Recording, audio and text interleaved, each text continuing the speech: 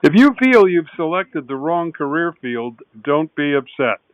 Many people, young and old, at some point in their careers realize that another choice would provide a better alignment with their values, interests, and skills.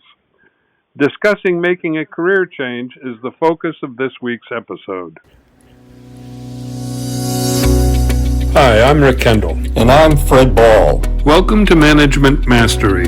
The purpose of these podcasts is to share what each of us has learned about good and bad management in our combined over 40 years of experience, both as managers and executive coaches. During that time, we've coached managers at every level in companies from Fortune 100s to brand new startups in all major businesses, including nonprofits, government, and education. So whether you're just starting in your first management position or are an experienced manager looking to strengthen your management skills, we know our podcast will be valuable to you. If after careful consideration you feel that a career change is in order, there are a number of thoughts to keep in mind. Making such a change involves a structured, multi-step process that can often take 6 to 18 months and require internal reflection as well as external action. The process is best approached as a marathon rather than a sprint and involves a number of small steps rather than sudden leaps. Yes, let's look at some of the steps that will assist you in this important process. First, you need to decide, along with the significant others in your life, several things.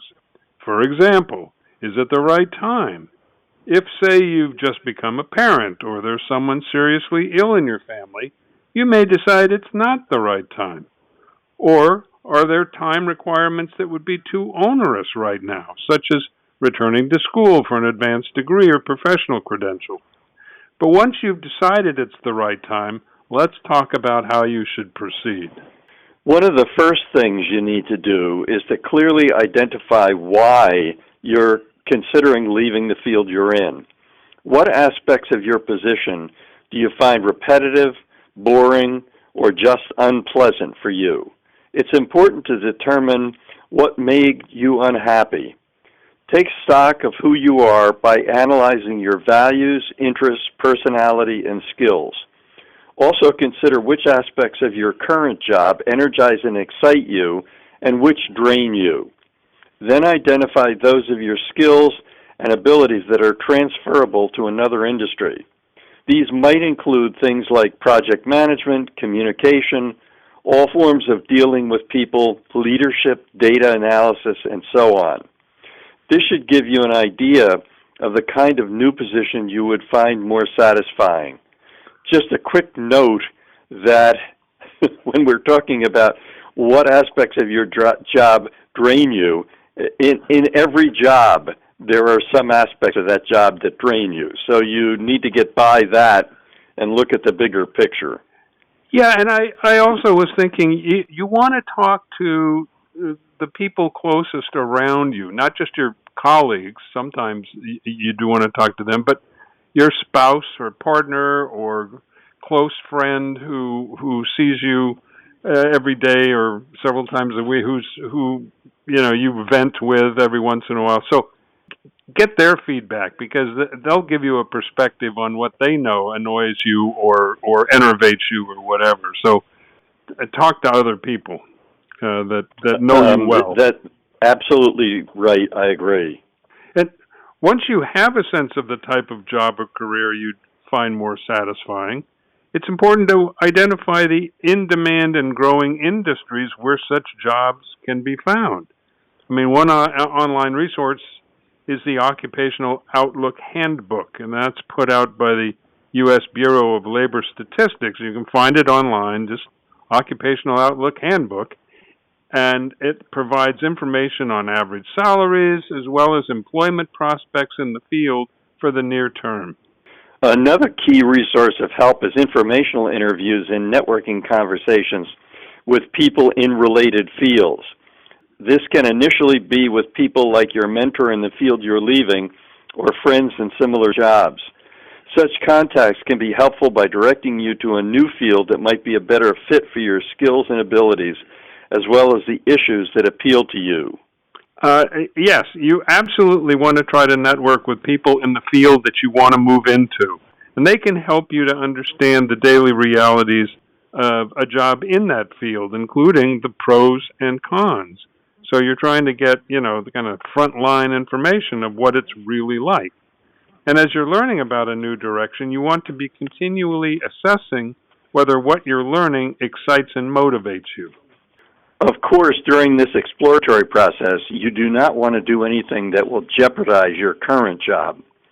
You want to further test the waters by volunteering, freelancing, taking on a side project, or shadowing someone in the field, or if possible, attending networking meetings in the field you are considering. I had a situation with someone who I was coaching one time who was actually in the finance field, and it was clearly time for her to make a move. She was not excited, and the negatives were building up in her mind. But what she loved was antique jewelry. And so what she did is she started to do this networking that we're talking about. She would go and she would talk to people. She would go from one antique jewelry establishment to another. She then found someone who was willing to take her on a volunteer basis. She would do this on Saturdays, so it didn't impact her work in finance. And eventually what happened is that after about 6 months of doing this, she found that she absolutely loved it, and she continued to look for job opportunities, and she found one and took it and has been happy ever since. The other kind of thing that you have is when either a woman or a man takes home leave, leaves their company, have decided while they're off that they don't want to be in the field where they were previously, and so they need to do the same thing. They need to define the new field that they're interested in. Maybe they're going to have to volunteer. Maybe they can do it on a part-time basis.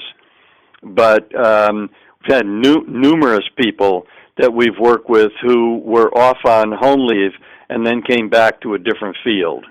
Wow. Yeah. No, that does give you a chance to really examine what it is you like and don't like about what you're doing when you can step back like that. Yeah. Yep.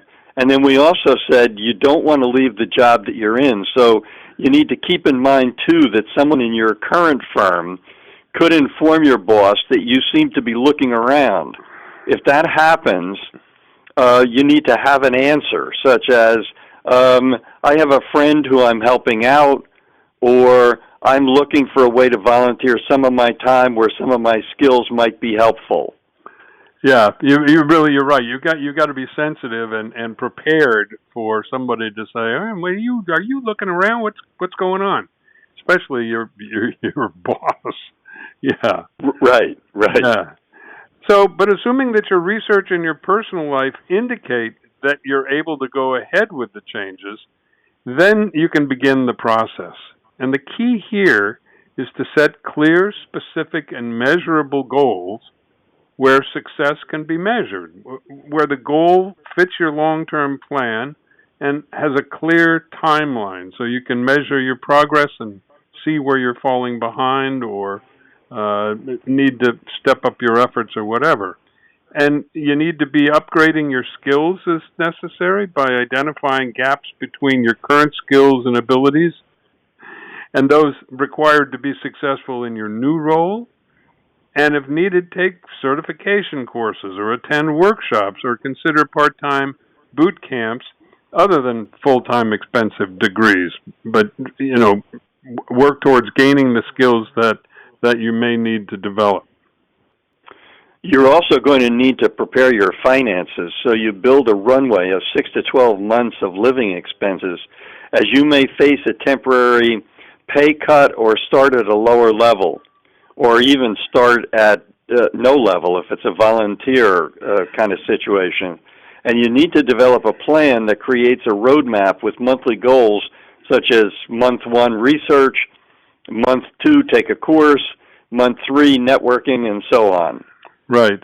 And depending on the degree to which you're significantly changing your career path, you'll need to rewrite your resume to highlight the transferable skills using keywords that will resonate with your target industry and to assist you in any applicant tracking systems. So you want to tailor your resume for the new position and industry that you want to move into.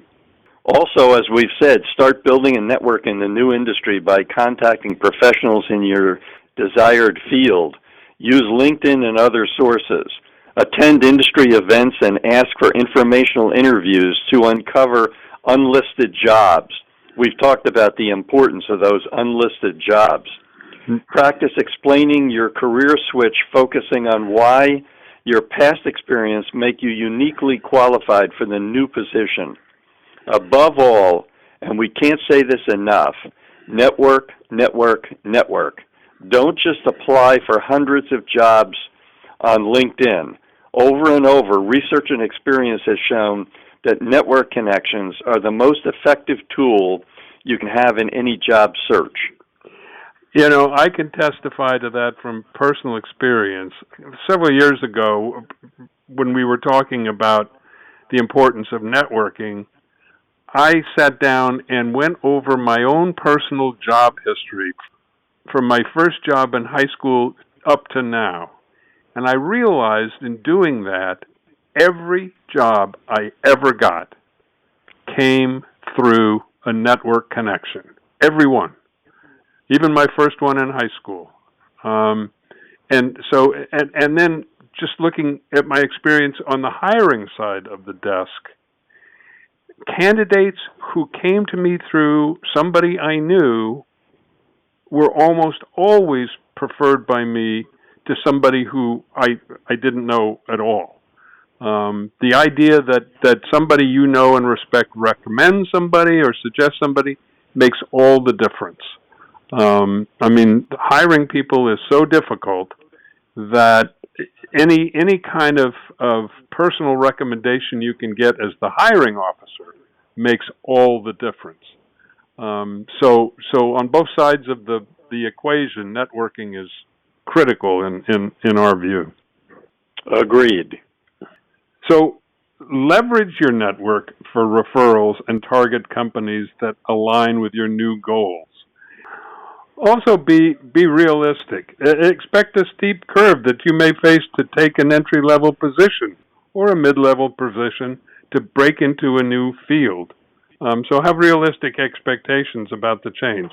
And be patient, because change can take a long time, but changes are generally worthwhile for the long-term fulfillment. In summary, making a career change is not easy. It often takes 6 to 18 months or even longer and requires internal reflection and external action. We have discussed the steps, which include reflection and assessment, performing research, networking, planning your time, and taking action. We have also given you key tips for success. We hope you have found this podcast useful and will come back again for more Management Mastery. If you have any comments about this or any of our episodes, or would like to find out more about our other services, including one-on-one coaching and group seminars for managers, visit our website at careercoachclass.com. Thanks for listening.